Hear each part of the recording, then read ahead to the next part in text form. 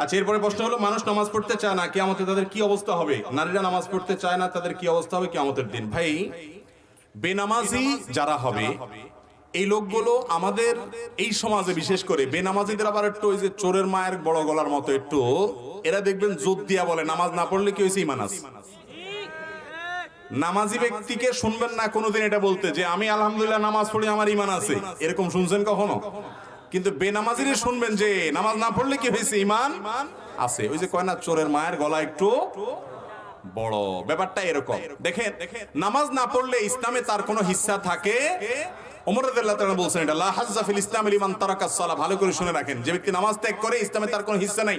অনেক ইমামদের মতো ইচ্ছাকৃত নামাজ না পড়লে সে ইসলাম থেকে খারিজ হয়ে যায়।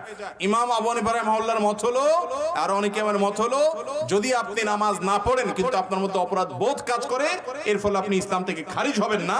কিন্তু একজন ইমানদার কখনো নামাজ না পড়ে থাকতে পারে।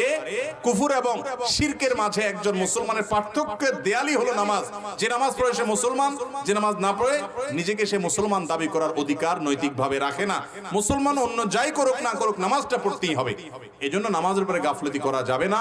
কিয়ামতের দিন অত্যন্ত বড় ধরনের কাফের, নমরুদ, হামান, ফিরাউন, এদের সাথে হাসর হবে বেনামাজিদের। আল্লাহ তাআলা আমাদেরকে নামাজ পড়ার তৌফিক দান করুন।